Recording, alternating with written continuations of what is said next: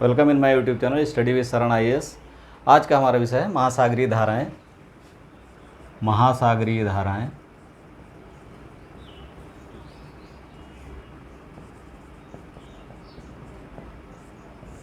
इसमें हम उत्पत्ति के बारे में इसकी पढ़ेंगे, इसकी उत्पत्ति कैसे होती है, दूसरा इसका क्या प्रभाव पड़ता है, और तीसरा इसकी अवस्थिति,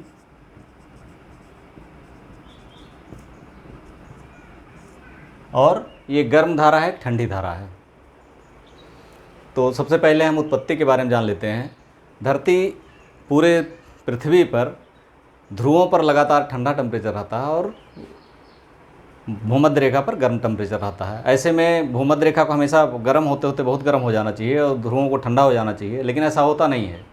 हमारी पवनें, अस्थाई पवनें और जलधाराएँ, ओशियन करेंट्स जो होती हैं, ये निरंतर गति के द्वारा ध्रुवों से ठंडी को इधर शिफ्ट करती रहती हैं या भूमध्य रेखा की गर्मी को ध्रुवों की तरफ शिफ्ट करती रहती हैं। ऐसी यही भूमिका पवनों की होती है और यही कारण है इनके चलायमान होने का। उत्पत्ति के बारे में देखते हैं। पहला कारण जो होता है, जो पृथ्वी का परिभ्रमण होता है, परिभ्रमण या अपने एक्सिस पर घूमना।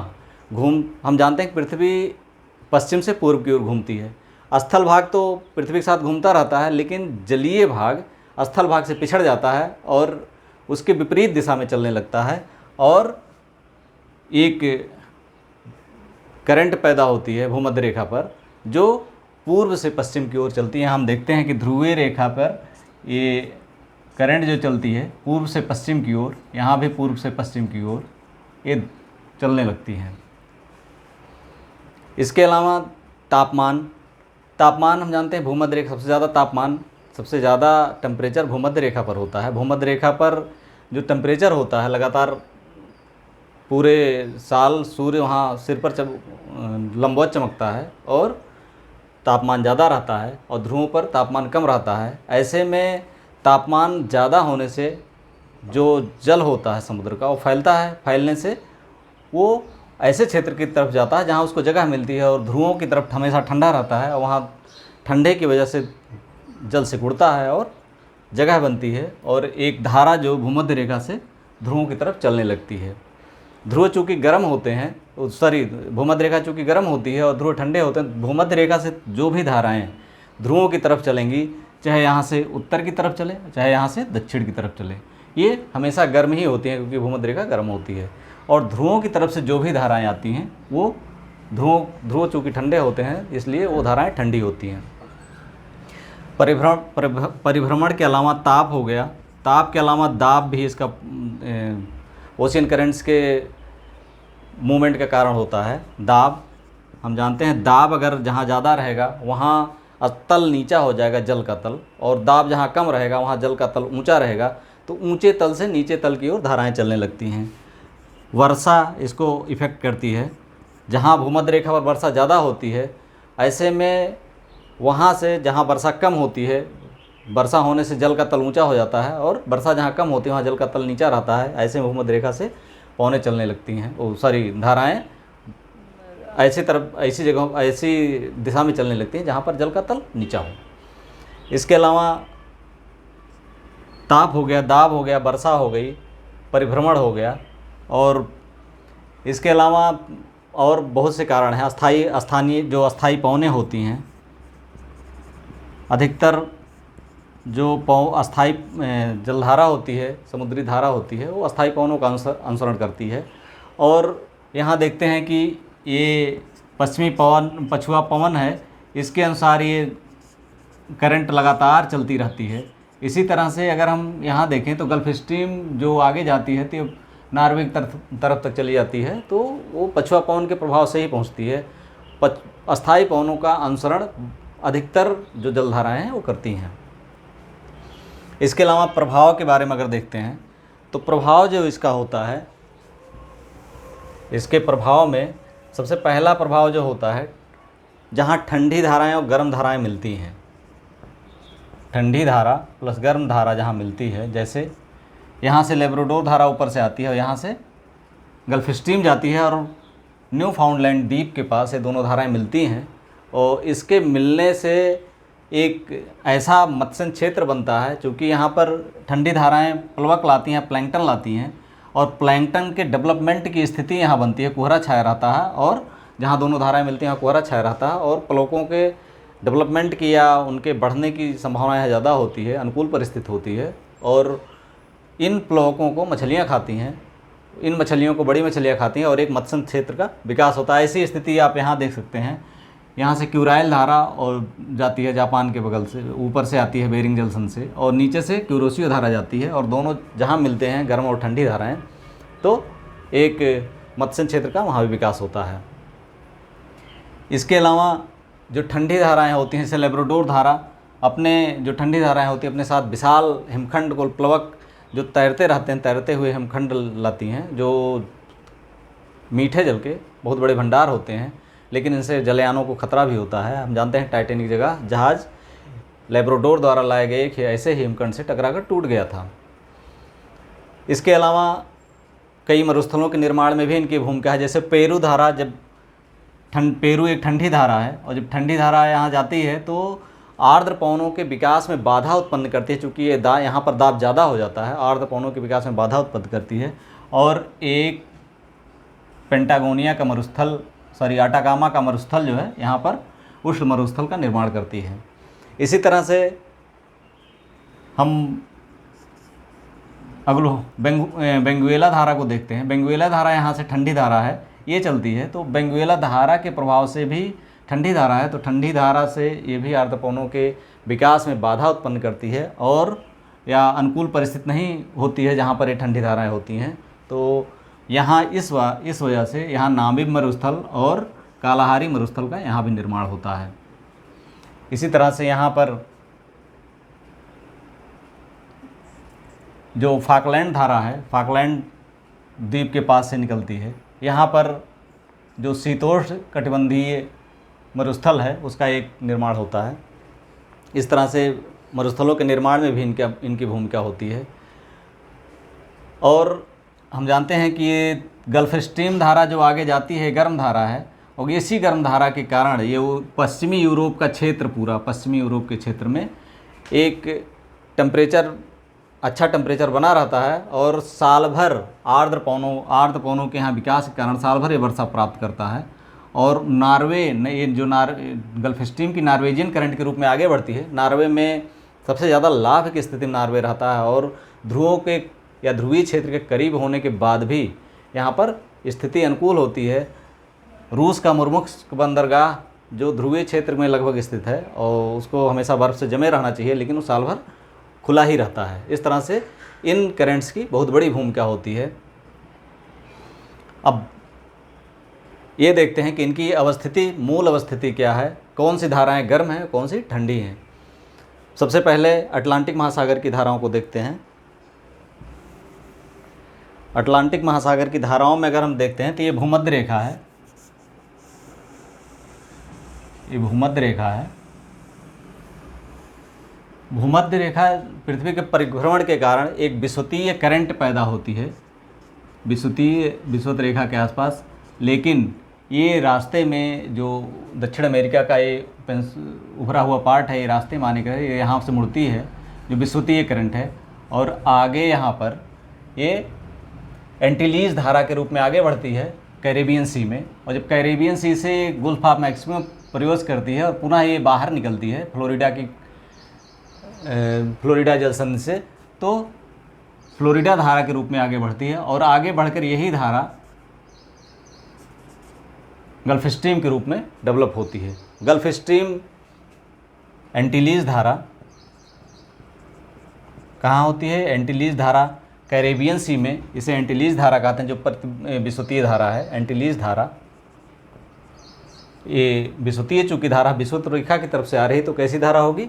एक गर्म धारा होगी और ये आगे बढ़ती है, फ्लोरिडा मैक्सिको खाड़ी से बाहर निकलती है तो ये फ्लोरिडा धारा के रूप में होती है।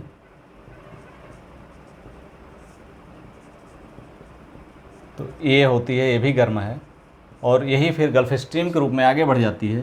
गल्फ स्ट्रीम ये भी गर्म धारा है। गल्फ स्ट्रीम जब पछुआ पवन के प्रभाव से आगे, पछुआ पवन के साथ साथ ही आगे बढ़ती है, तो इसकी कई शाखाएं होती हैं। एक तो ये नॉर्वे की तरफ निकल जाती है, इसे नॉर्वेजियन धारा कहते हैं, नॉर्वेजियन धारा, और ये भी गर्म होती है। और इसकी एक शाखा यहाँ से आइसलैंड के दक्षिण से तट के साथ निकलती है, तो ये इरमिंगर धारा होती है, ये भी गर्म है, ये गर्म धारा है। और जो एक शाखा नीचे की तरफ आती है, जो ब्रिटेन के बगल से निकलती है, यह है रेनेल धारा। रेनेल धारा भी गर्म धारा है।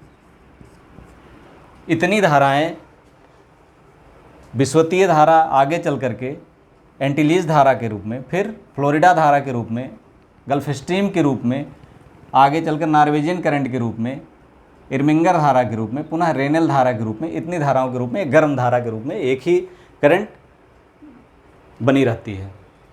यहीं पर ध्रुवों की तरफ से लैब्राडोर धारा आती है, जो ठंडी धारा है, चूँकि ध्रुवों की तरफ से आ रही है, तो लैब्राडोर धारा ये ठंडी धारा है। और यहाँ पर न्यू फाउंडलैंड द्वीप के पास ये मिलती है और घने कोहरे का निर्माण करती है, और एक मत्स्य क्षेत्र का, यहीं पर मत्स्य क्षेत्र का निर्माण करती है, जो यहाँ ग्रैंड बैंक और जॉर्जेस बैंक के रूप में जाने जाते हैं।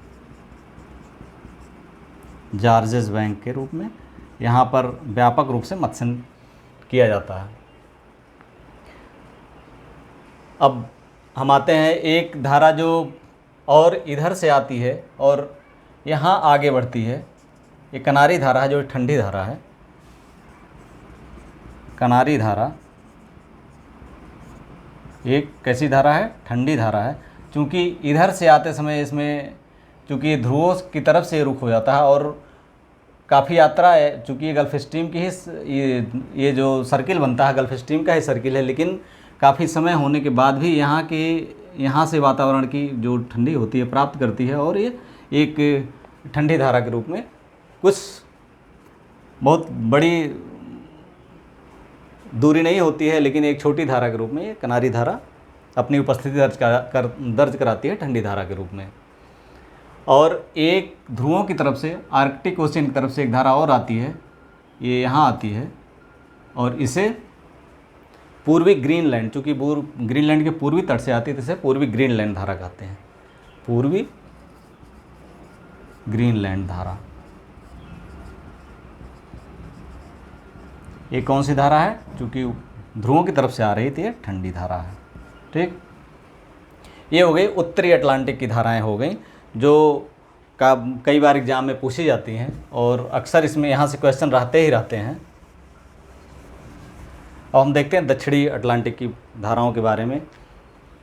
यहाँ से हम जानते हैं कि विषुवतीय प्रवाह यहाँ से जब आगे बढ़ता है तो आगे ब्राज़ील, दक्षिण अमेरिका का ब्राज़ील देश का तट यहाँ पड़ता है और यहीं से नीचे मुड़ जाता है, तो ये ब्राज़ील धारा के रूप में आगे बढ़ता है। ब्राज़ील धारा एक ऐसी धारा है, चूँकि ये विषुवत रेखा की तरफ से आ रहा है, तो ये गर्म धारा है और ये आगे बढ़ता है। और यहाँ से जो ये पश्चिमी पछुआ पवन प्रवाह है, ये पूरे जल को एक धारा के रूप में आगे ले जाता है। इसी की एक शाखा, एक प्रवाह न्यू फाउंडलैंड द्वीप और ये दक्षिण अमेरिका प्रायद्वीप के बीच से निकलता है और ये फाकलैंड धारा के रूप में है।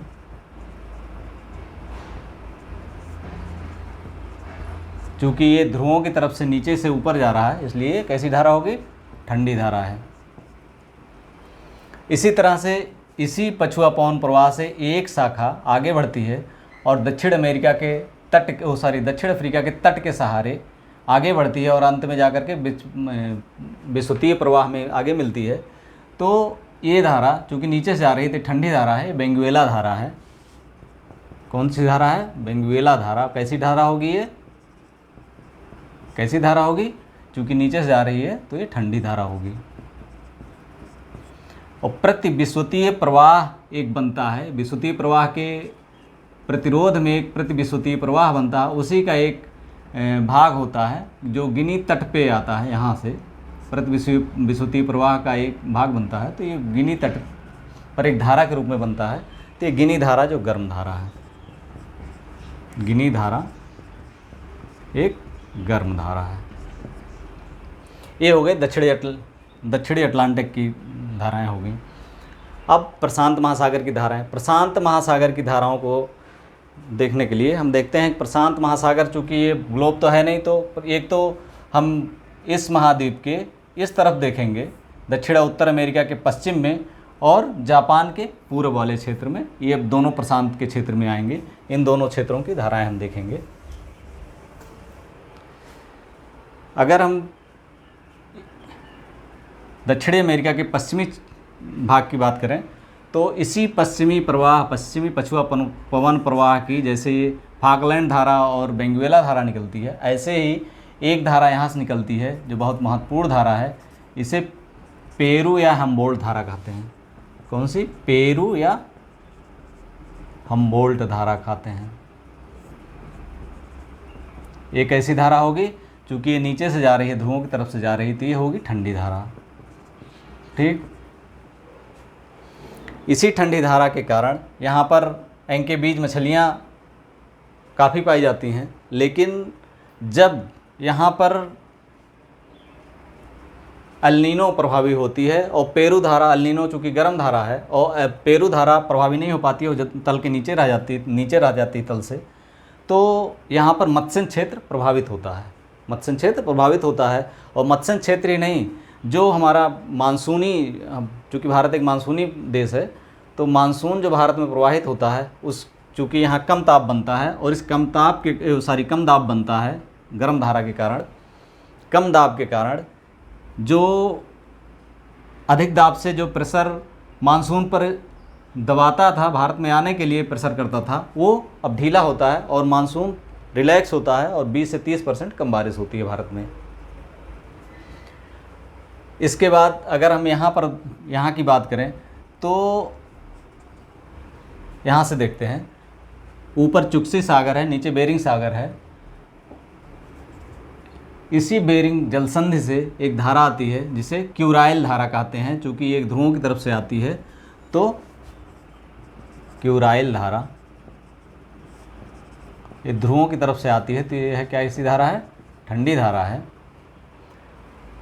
और यहाँ से विस्वतीय प्रवाह, भूमध्य रेखा देख रहे हैं, विस्वतीय प्रवाह जब यहाँ आकर के द्वीपों से टकराकर अपना रास्ता बदलता है तो ये एक धारा के रूप में ऊपर की तरफ बढ़ता है और आगे बढ़ करके इस धारा को क्यूरोसियो धारा कहते हैं। क्यूरोसियो धारा, चूँकि विस्वतीय प्रवाह का एक भाग है, इसलिए कैसी धारा है? गर्म धारा। विस्वतीय प्रवाह का एक भाग है, विस्वत रेखा की तरफ से आता है ऊपर, तो ये कैसी धारा है? गर्म धारा है, क्यूरोसियो धारा। और इसी की एक शाखा, ये जो साउथ कोरिया और जापान के बीच का स्पेस है, इससे ये आगे बढ़ता है एक शाखा बंट करके, और ये सुसीमा धारा के रूप में आगे बढ़ता है। सुसीमा धारा ये कैसी धारा होगी? ये भी गर्म होगी, क्योंकि ये क्यूरोसियो का एक भाग है। और यहीं से विस्वतीय प्रवाह का एक भाग इन्हीं द्वीपों से टकरा कर नीचे की तरफ आता है और ऑस्ट्रेलिया के पूर्वी भाग में प्रवाहित होता है नीचे की तरफ जा कर के। तो यहाँ से जो धारा नीचे आती है और ऑस्ट्रेलिया के पूर्वी किनारे से बहती है, तो इस धारा को पूर्वी ऑस्ट्रेलिया धारा कहते हैं। कौन सी धारा कहते हैं? पूर्वी ऑस्ट्रेलिया धारा।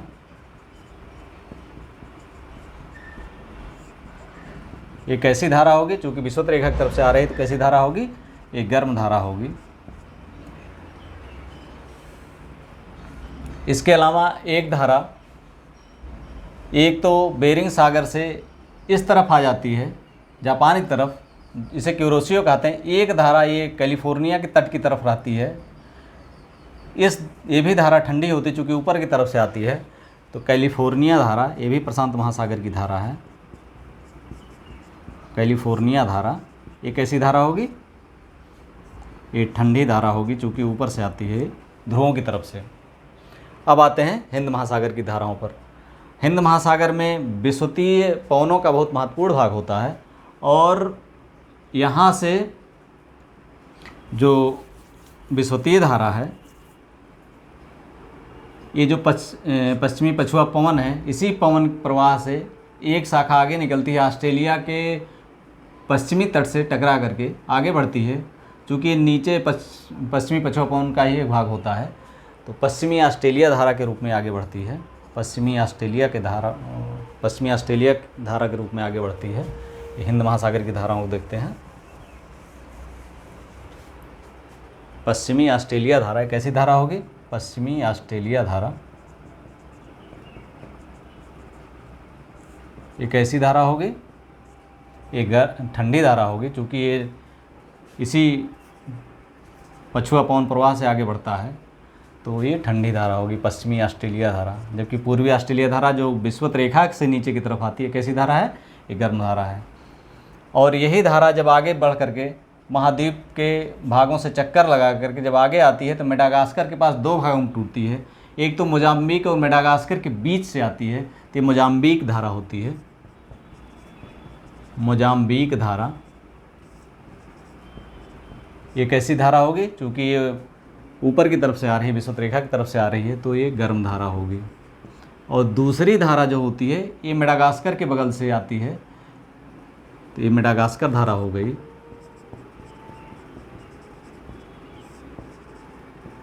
ये भी कैसी होगी? गर्म धारा होगी। और दोनों आकर के आगे मिलती हैं और आगे मिल करके आगे बढ़ जाती हैं, तो कौन सी धारा है? अगुलहास। ये भी गर्म धारा होती है।